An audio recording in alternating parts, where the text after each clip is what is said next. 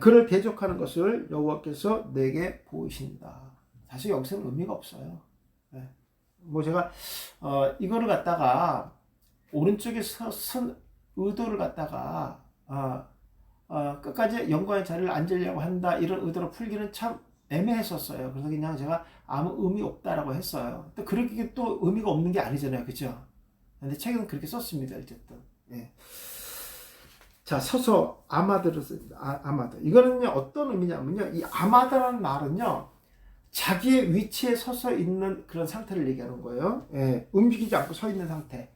예. 그러니까 뭔가를 기다리고 서 있는 상태. 그걸 아마드라고 얘기합니다. 스가랴는 네 번째 환상을 본다. 대제사장 여호수아와 사탄이 서 있는 모습이다. 대제사장 여호수아는 대제사장 여호사닥의 아들이며 이는 이스라엘을 대표하는 사람으로 상징하고 있다. 그리고 대제사장을 대표하는 사탄이 사탄이 옆에 서 있다. 사탄의 임무는 사람을 참수하며 대적하는 자이다.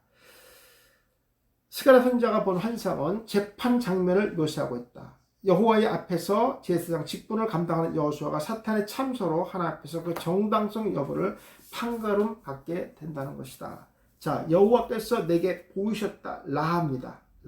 이 나의 뜻도요, 참 여러 가지 의미들이 있습니다. 목사님들이 이렇게 많은 것들은 문맥에 맞게 그 단어 A, B, C 거기에 맞게 하셔야 되고요. 그게 이제 어려울 때는 맨 위에 공통적으로 풀이된 거 있어요. 그걸로 사용하시면은 좀 괜찮은데 이렇게 나눠져 있다는 것은 그 의도가 있거든요. 그걸 잘 찾으셔서 목사님들이 하셔야 됩니다. 그러니까 쉽게 찾는 방법은 파란색 글씨를 크게 나온 거 있죠. 내가 봤던 본문이 그대로 나온 그 안에서 해석하셔야 되고요.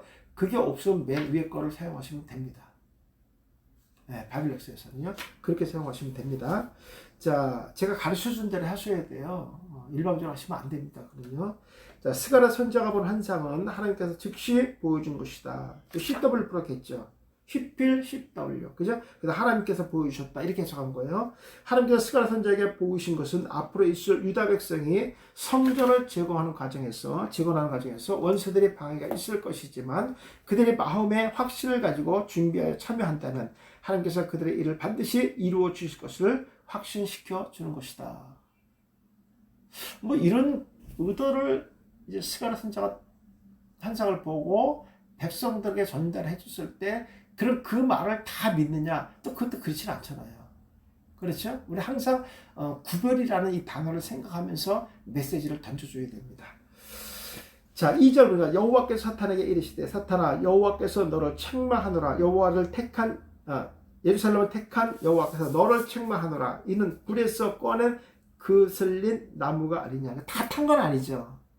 다 탄 건 아니지만 불에 한번 들어갔다 나온 흔적이 있다. 이런 뜻이잖아요, 이거는요. 예. 자, 책망한다, 가하를 한다고 썼어요. 가하로. 예, 이건 이제 꾸짖고 견책하다, 뭐 훈계하다, 가벼운 거죠, 사실 이런 것들은요. 가르치기 위한 이런 책망이라는 거죠. 사단은 여호와의 오른편에 서서 참수한다. 사탄의 우편에 서 있는 것은 큰 의미가 있는 것은 아니고 가장 좋은 위치를 차지하며 자신의 정당성을 대적하는 것이다. 이렇게 가볍게 했어요, 제가 이거. 여기서 무슨 하나님의 영광을 대변한다. 그런 의미 아니잖아요. 하나님 그걸 모르겠어요. 그래서 저는 여기다 그냥 좋은 위치에서 자신의 정당성, 거짓이지만 이렇게 표현하는 게 맞는 것 같아요. 이거는. 하나님은 사탄의 참소를 관계하지 않으시고 사탄을 두 번이나 꾸짖으시며 제지하신다. 사탄은 성도를 참소하거나 대적할 수 없다. 이미 예수 그리스도께서 우리를 위하여 십자가에서 그 대가를 치르시고 사탄의 말을 박살내고 멸망하셨기 때문입니다. 그렇지 않아요? 이거 그렇게 해석을 하셔야 됩니다. 다른 거는 생각하지도 않지요. 만약에 그렇게 되면 이제 구원이 가서 빗나가 버리는 거니까. 이렇게 생각하면 어떨까요? 사탄 마귀는 우리를 미혹하거나 흔들 수는 있지만 넘어뜨릴 수는 없어요. 설령 넘어뜨렸다고 하더라도요, 일으켜 주시죠. 근데 왜 안 넘어지냐면요, 오늘 예수 그리스도가 우리의 버팀목이 되기 때문에 그렇습니다.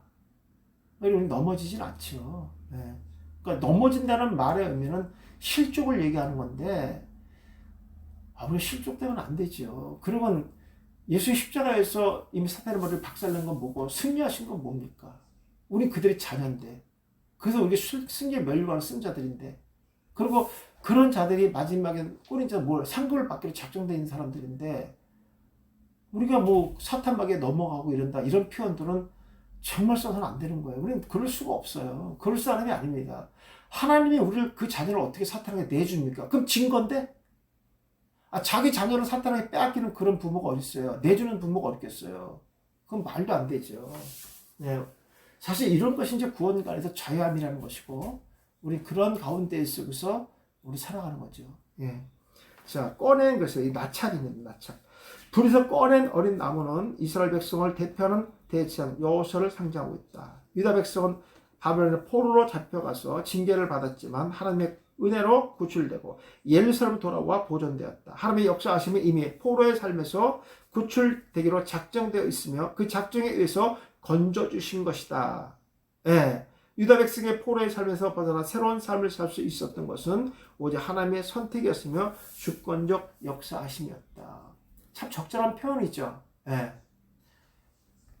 탔다 그러면 안 되죠. 탔다 그러면 이미 이건 뭐 말이 안 되죠.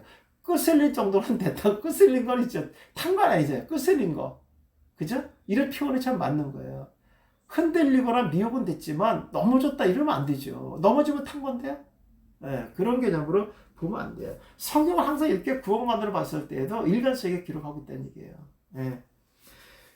3절 여호수아가 더러운 옷을 입고 천사 앞에 서 있는지라. 재밌어요. 제사장이 어떻게 더러운 옷을 입고 예봇을 입어야죠. 근데 왜 그럴까? 왜 이런 한상을 보여줬을까? 하는 거예요. 예. 여호수아가 천사 앞에서 더러운 옷을 입고 서 있다. 그 모습이 수치가 되고 비난거리가 된 것이다. 당연한 거죠. 이게. 제사장이 어떻게 이럴 수가 있습니까? 자, 이거 라바시라는 단어 썼어요. 피피가 목사의 분사 수동이에요. 재밌죠? 예. 스스로 입은 게 아니에요. 이거는요.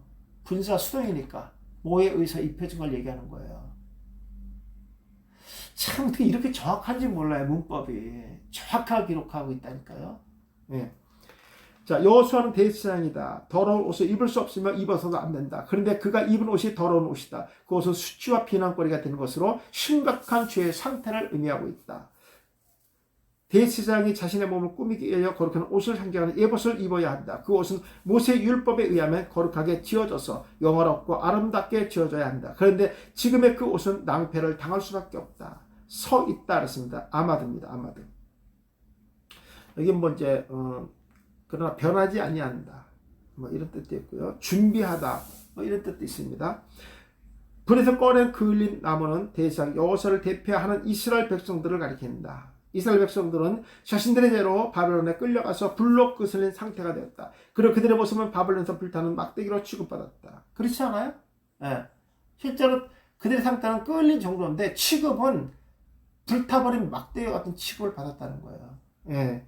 하나님은 이런 모습의 유다 백성을 택하시고 하나님의 거룩한 나라 건설에 참여하게 하시고 사역을 맡기신 것이다. 이처럼 하나님의 유다 백성을 사랑하는 그 마음은 변치 않으신다. 그러니까 끝까지 선택한 그 백성을 이끌어 가시겠다는 거야. 하나님께서. 그 마음은 변치 않죠. 이스라엘 백성들 하나님의 손을 놓을지언정 하나님 절대로 그들의 손을 놓지 않는다. 4절 여호와께서 자기 앞에 선지자들에게 명령하사 그 더러운 옷을 벗기라 하시고 여호수아에게 이르되 내가 내 죄악을 제거하여 버리니 내게 아름다운 옷을 입히리라 하시고. 누가 하는 거야? 하나님이 하시는 거예요. 스스로가 할 수 없어요. 이거는요. 예. 자, 벗기라 수르입니다. 예. 휘필 동사로 되어 있죠. 명령법 썼습니다. 돌이키다 이런 단어 되게 중요합니다. 돌이키다. 예, 이런 것들이요. 제거하다, 옮기다. 하나님 더러운 여호수아의 옷을 벗기라고 명령하십니다. 더러운 옷을 벗긴다는 것은 유다 백성의 죄를 제거한다는 의미다. 왜냐하면 이게 뭐 돌이키다, 떠나가다, 배반하다, 멀리하다, 옮기다, 제거하다는 뜻이잖아요. 예. 앞으로 있을 포로의 삶에서 해방되고 새로운 땅으로 옮겨간다는 의미다. 하나님의 유다 백성의 죄를 깨끗이 씻을 것이다. 그들이 다시는 하나님의 배반하지 않고 온전히 섬 것이다. 자, 입히시라 라바신데 시필 ng 부정사 연경으로 되어 있죠. 예. 시가 접속사죠. 그리고 입히시라. 예. 죄악을 제거하여 버리고, 예. 그죠? 더러운 옷을 벗기고 입힌다. 그리고 입힌다는 뜻이잖아요. 하나님의 은혜로 여호수아에게 아름다운 옷을 입혀주신다. 이것은 유다 백성이 대제사장 되신 예수 그리스도를 통하여 의의 옷을 입혀주신 주시고 앞으로 그들의 죄로 말미암아 낭패를 당하지 않게 하시겠다는 것이다. 유다 백성의 입장에서 감동이 되며 새로운 하나님의 자녀로 거듭나는 것을 의미한다. 뭐 이거 이상 어떻게 구속사를 이렇게 풀겠어요, 이거는요. 그죠? 이렇게 봐야죠, 이거는요. 네. 그러니까 이제 더러운 것을 벗기고 새로운 옷을 입힌다는 것은 우리의 죄가 예수님께 전가되고 예수의 의가 우리한테 전가되는 거. 그것을 예표로 보여준 거 아니겠습니까? 네, 그렇게 구속사는 풀어가야 됩니다. 자, 5절입니다. 내가 말하되 정결한 관을 그의 머리에 씌우소서. 승리역 아니겠죠? 예. 곧 정결한 관을 그 머리에 씌우고 누구 때문에? 예수님 때문에. 예수님께서 십자가 승리하셨기 때문에 그 자녀도 승리해서 승리의 멸관을 받는 거예요. 예.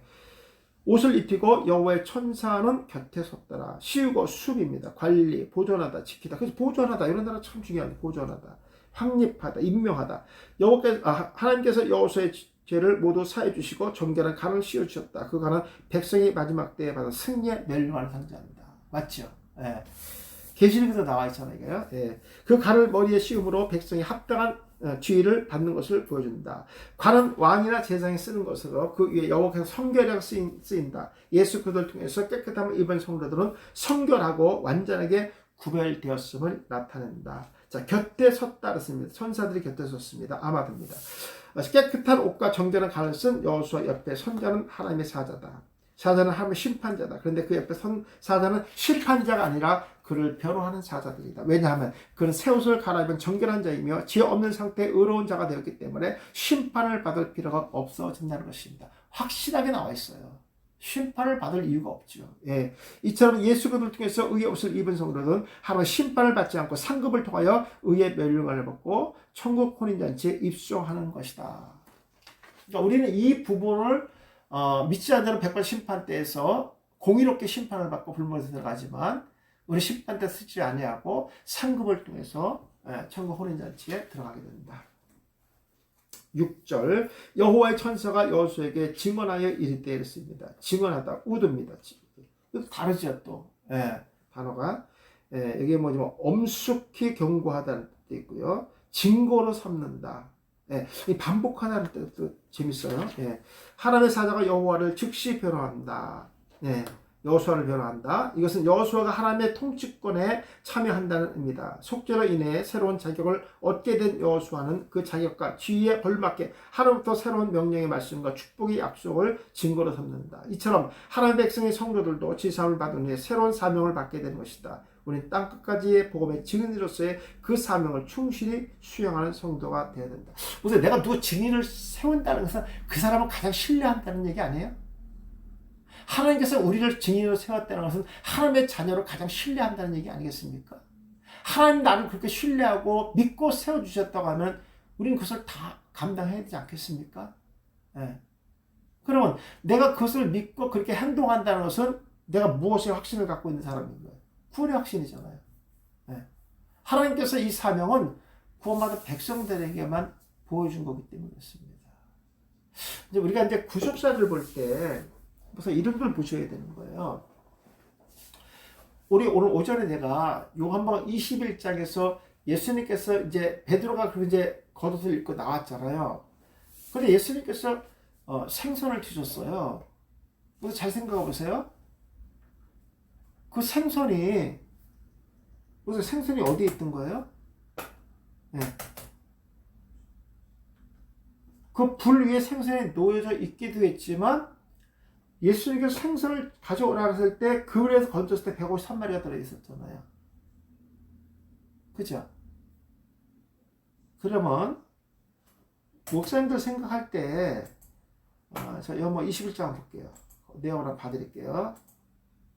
왜냐면 이게 중요하기 때문에 그래요. 목사님들이 보실 때 나중에 구속사 풀 때 이게 안 풀릴 수도 있어요. 이상할 수도 있어요. 제가 봐드릴게요.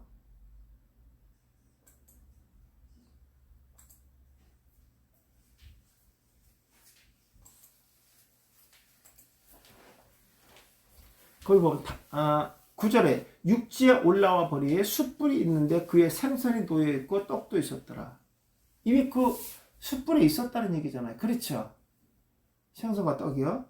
예수께서 이르실 때 지금 잡은 생선을 좀 가져오라 그랬어요. 시몬 베드로가 올라와서 그물을 육지에서 끌어올리니 가득한 물고기가 153마리라 했어요. 그래서 이 153마리를 제가 하나님의 아들들을 상징한다 그랬어요. 이런 사람이 베니아 엘로힘이니까. 그렇죠? 네. 그럴 때 예수께서 이 시대에 지금 잡은 생선을 좀 가져오라 하시니 시몬 베드로가 올라와 그물을 꺼내 153마리 했더라. 예수께서 이 시대에 예수께서 이 시대에 와서 조반을 먹으러 하시니 저희들이 주님이 주신 줄 아는 거로 당신이 누구지? 자, 목사님, 여기서 예수님께서 드셨던 생선이 숯불 위에 올리던 생선을 먹었다는 거예요. 153마리를 갖고 올라온 것도 가져오라서 갖고 와서 그걸 드셨다는 거예요. 1번 숯불 위에 있는 것을 드셨다. 2번 갖고 오랬던 153마리를 드셨다. 2번입니다. 자, 투표합니다. 달아주세요.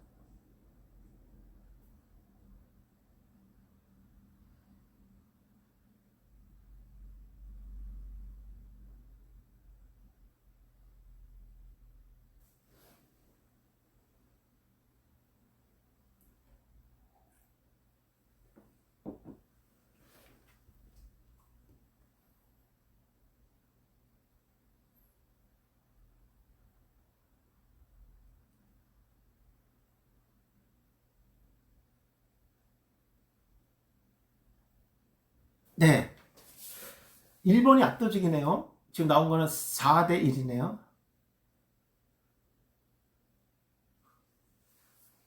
왜 그러냐면요. 이걸 질문하신 분이 있었어요. 네, 김해에서 세미나 할 때 그때 고신청 목사님들만 세미나 했거든요. 한 1년 6개월? 1년 6개월 했네요. 1년 6개월. 버스가 지나갔는데, 네. 예수님께서 드셨던 생선이 이미 그 불이 올려져 있는 생선을 드셨는가? 그들 그물을 갖고 왔을 때 153마리 들어있는 그 물고기를 구워서 드셨는가? 그거 여쭤본 거예요. 1번이 이미 불 위에 올려있는 생선을 드셨다. 2번이 갖고 온 생선을 구워서 드셨다. 그 말씀을 물어본 거거든요. 2번이라 그러면 이제 이재범 목사님 같은 경우는 베냐 하나님 아들들을 속단 말로 잡아먹었다는 얘기잖아요. 그죠? 예, 네, 다 1번을 하셨어요. 예, 네, 좋습니다. 1번이죠, 1번. 1번이고, 이 2번은 하나님의 아들들을 상징하는데, 우리가 이걸 구속사를 보는 것이지, 그걸 잡아먹었다, 이렇게 해서 해버리면 이거는 말씀도 아니고, 뭐 얘기하자는 얘기예요, 지금 이게.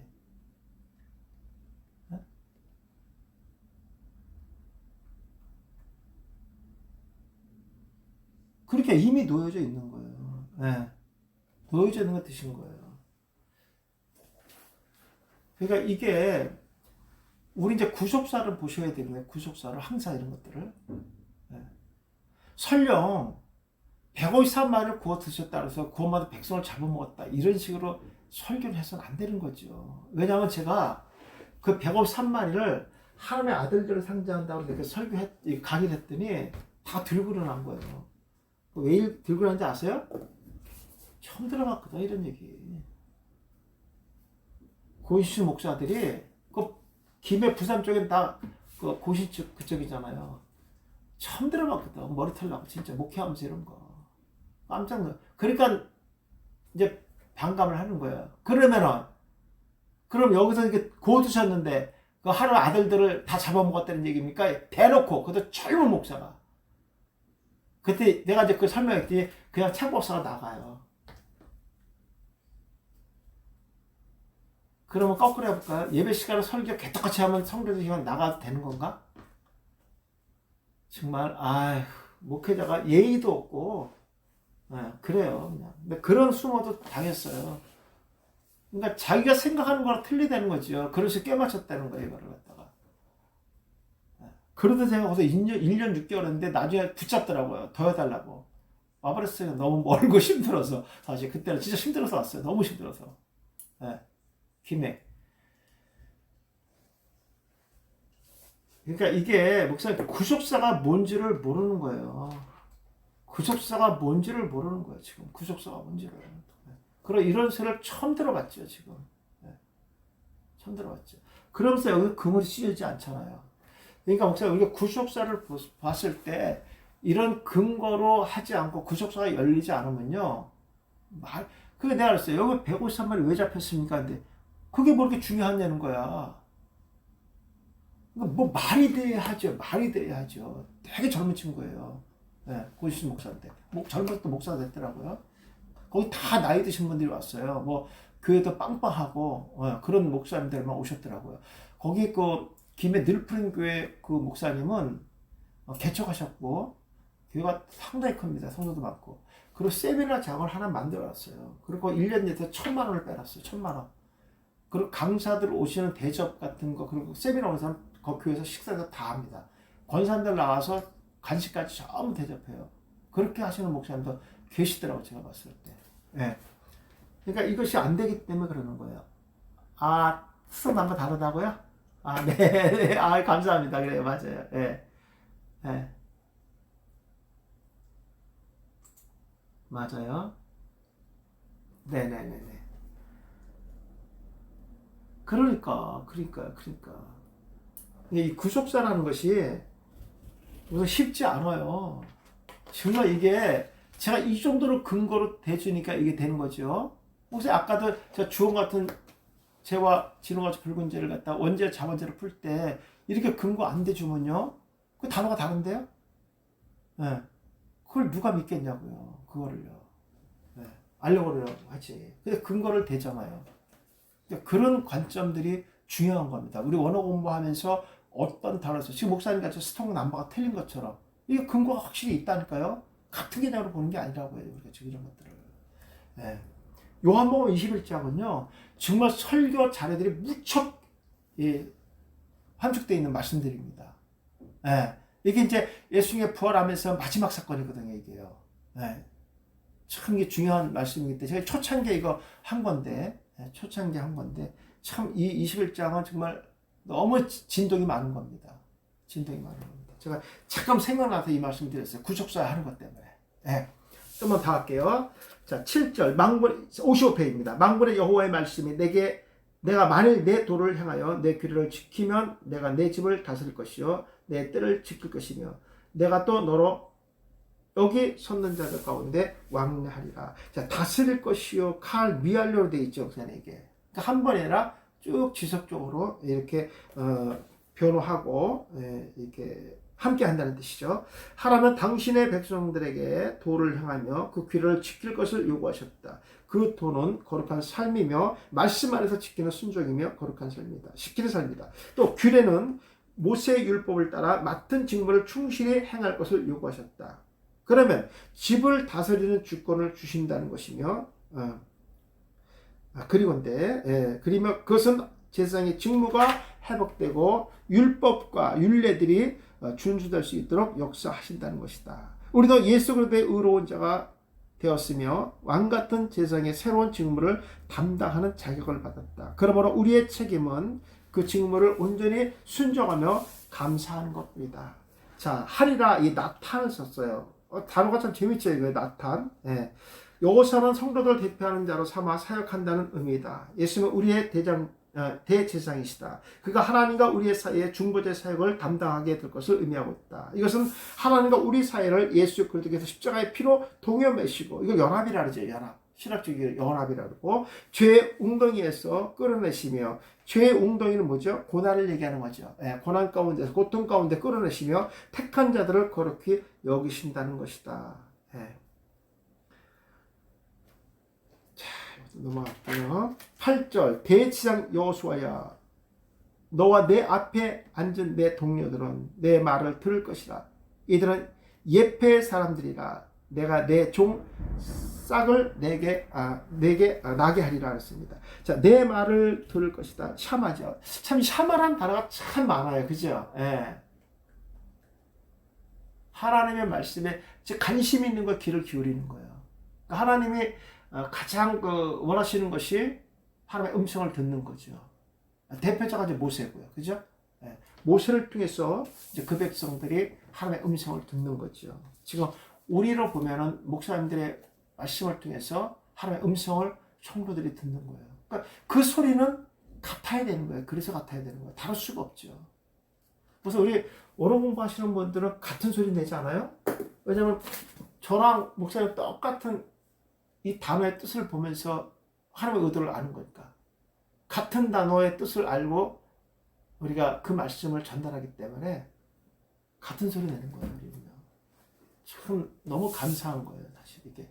그래서 제가 늘 강조하는 게 목사님들이 먼저 풀어오시면 제가 안 풀어요. 그래서 요한복음 21장 그 7절 8절 제가 설교 안 만들어요. 지금 목사님들이 몇 개 들어와 있어요. 지금요. 근데 참 잘 만드셨어요.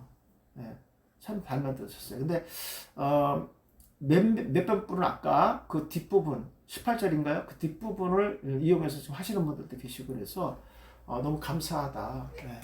그래서 제가 이제 그걸 안 하죠. 나중에 이제 그 강의를 할지 몰라도 설교가 이미 나와 있는데 다 그만큼 할 줄 아시는데 굳이 할 필요가 없다는 생각이 듭니다. 단어들도 참 잘 찾으셨어요. 잘 찾으셨어요. 자, 요거는 그냥 넘어갈게요. 자, 그다음 9절 보겠습니다. 만군의 여호와가 말하노라 내가 너 여호와 앞에서 세운 돌을 보라. 그 한 돌에 7 눈이 있다 그랬어요. 이걸 또 계시로 보여줘요. 이게 무슨 의미가 있는가? 왜 한 돌에 여러 돌도 아니고 한 돌에 7 눈이 있는데 내가 거기에 새길 것을 새기며 이 땅의 죄악을 하루에 제거한다 그랬어요. 느낌이 오죠, 목사님 뭔지요? 느낌이 꼭 올 거예요. 자, 새기며 파타오입니다. 야, 파타오가 뭐예요, 목사님? 뭔가 해방하다, 열린다는 뜻이잖아요. 그죠? 네. 해방자가 누구십니까? 예수 그리스도. 정확하게 나와요, 이렇게. 내가 막 이렇게 만든다고 되는 게 아니라 그런 단어로 썼어요. 그 돌에 7 눈을 새긴다는 것은 예수 그리스도의 완전한 사역을 의미합니다. 이것은 하나님께서 이루시는 성전 재건을 완성할 것이며 예수 그리스도를 통하여 이루어질 약속은 변하지 않는다는 것이다. 여호수 앞에 세운 돌은 성전 건축을 위한 기초석이며 그것을 모퉁이 돌을 의미한다. 한 돌에 7 눈은 완전하신 예수 그리스도를 의미합니다. 그 눈은 모든 것을 감찰하시는 예수 그리스도의 눈을 상징하고 있다. 그 눈은 밤잠을 주무시지 않고 그의 백성과 교회를 위하여 살피시는 것을 상징한다. 더 이상 어떻게 풀겠어요, 목사님 이거? 설교 같으면 이제 좀 자세히 좀 이게 하죠. 근데 책에서는 이 정도만 풀어도요. 왜냐면 거기서 새기다, 벗기다, 해방시키다. 누굽니까? 예수 그리스도. 돌을 이미 예수 그리스도를 나타내는 것이고, 자, 제거하리라 무시입니다. CW, 즉시 제거하는 거죠. 그리고 그 제거한 흔적들이 다시 흔적이 남지 않게 미하려니까 끝까지 제거 상태로 유지된다는 거예요. 네, 죄 없는 상태로 하나님은 그 땅의 죄악을 하루에 즉시 제거할 것을 약속하십니다. 이것은 성전 재건의 완성과 그 약속이 속히 이루어질 것을 의미한다. 영적인 의미로는 대제사장인 예수 그리스도께서 십자가에서 희생 제물이 되시고 그의 택한 백성의 모든 죄를 포기하거나 양보하지 않으시고 한 번에 제거해 주시고 거룩한 의의 자리로 옮겨 주셔서 깨끗하게 하신다는 의미다. 10절 만군의 여호와가 말하노라 그날에 너희가 각각 포도나무와 무화과나무 아래로 서로 초대하리라 하셨느니라. 느낌 오죠, 목사님? 예, 포도나무와 무화과나무 아래. 여기서 처음으로 무화과나무 아래가 나왔죠. 예, 제가 우리 기차관에서 많이 강의했죠. 예, 바로 이런 거에 이제 우리가 이제 빨리빨리 알아듣는 거예요. 이 말이 무슨 말인지. 예. 아래 타하트란다 썼어요. 뭐뭐 대신에 뭐뭇을 위하여. 예. 억압한다는 뜻도 있고요. 어근해 보시면요. 포도나무와 무화과나무는 이스라엘 대표하는 나무들이다. 그 장소는 하나님의 풍성한 은혜를 상징하고 하나님의 말씀을 듣는 강론한 장소로 여겨졌다. 그 아래 머문다는 것은 하나님의 은혜 아래서 보호를 받으며 기쁨과 풍성한 복을 누린다. 기쁨은 뭐를 푼 것 같아요? 그렇죠. 포도송이, 포도나무, 포도주. 풍성한 복을 누린다는 의미가 있습니다. 다시는 그 백성에게 억압된 삶을 없이며 해방된 자유의 몸을 그러니까 무화과 나무에 머문다는 것은 말씀이 회복되는 것이고 그렇죠. 예배가 회복된다는 것을 상징으로 보여주는 거예요. 네. 우리도 예수 그리스도 안에 있는 자는 다시 정죄 맺고 억압된 삶을 살지 않게 된다는 것입니다. 제가 늘 강조하지만 목사님 항상 이렇게 일관성 있게 기록되고 있다는 것을 목사님 보시죠. 예. 제가 배양간에 여기서 무화과나무 아래가 다른 해석이 나온다고 그동안에 제 강의가 전부 무너지는 거예요. 예. 제가 뭐 이걸 보고 그렇게 푼 것도 아니고 무화과나무 아래라는 말의 히브리들의 개념은 말씀을 강론하는 것이거든요. 토론하는 것이거든요. 그것이 뭐와 연결되어 있냐면 가옥구조와 연결되어 있어요. 예. 목사님 성주순례 가봤겠지만 걔네는 창은 환기구녕 정도지 어떤 집안을 밝힐 수 있는 어떤 창의 역할이 우리랑 좀 달라요. 그리고 문들이 좁습니다. 그래서 그 안에는 아주 어두워요. 그러니까 토론을 볼 수도 없고요. 그 낮에는 너무 덥기 때문에 밖에서 무화과 잎이 넓잖아요. 그늘이 만들어지기 때문에 무화과나무 아래에서 말씀을 배우고 토론하는 장소가 무화과나무 아래입니다. 그러니까 이런 것들이 당시의 생활 문화와 이런 것들이 뒷받침돼 줘야 됩니다. 예. 그래야 이제 해석들이 다 이루어지는 거예요. 그러니까 이스라엘 백성들이 너희 포도나무 아래와 무화과나무 아래에 있다는 것은 기쁨이 회복되는 것이고 예배가 회복되는 것이고 말씀이 다시 새롭게 솟아나는 것을 상징으로 보여주는 거예요. 예, 전부 일관성이 기록되어 있다는 것만 아시면 되겠습니다. 자, 초대하리라 카라입니다. 부르시는 거죠. 예, 예수 그리스도에 통하여 죄사함을 받은 성도들은 신랑 대신 예수 그리스도의 혼인잔치에 초대받을 것이다. 그 자는 십자가에서 그의 피로 사신 의의 옷을 입은 자들이 자격을 얻어 들어가는 것이다. 우리는 예수 그리스도의 영적인 신부들이다. 십자가의 피 흘림의 효력을 입은 자들이며 그때 이미 의의 옷을 입은 자들이다. 이제부터는 죄인이 아니라 하나님의 의로운 자의 삶을 살아갈 것이다. 그리고 마지막 날에 예수 그리스도와 함께 왕노릇하며 세상을 통치할 것이다. 네, 제가 오늘 여기까지 좀 할게요. 네, 다음에 이제 4장 넘어가는데 이거 한 두 달은 4번 정도면 끝날 것 같습니다. 어쨌든 우리가 이제 올해 안에는 이 서선자 12권이 다 끝나야 되지 않겠습니까?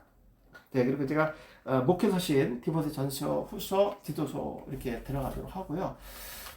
목사님 여기서 기도 많이 해주시고요. 네, 제가 책을 쓰는데 기도 많이 해주시고 5월 27일 특강 예수님의 기적 33편 목사님 문자를 먼저 신청해 주시면 저희가 인쇄가 좀 들어갈 거고요. 서울하고 그 지방하고 인터벌이 되게 길어요. 이번에는 여유 있게 많이 만들 수가 없어서 목사님 문자를 좀 따로 주시면은 제가 다음 주나 그 다음 주까지 다 이렇게 배송이 되도록 그렇게 하겠습니다. 오늘 늦은 시간까지 목사님들 고생 많이 하셨고요. 내일 어버이날 잘 지키시고 어버이 주일 내년은 제가 어버이 주일 설교도 절기에 맞게 이렇게 좀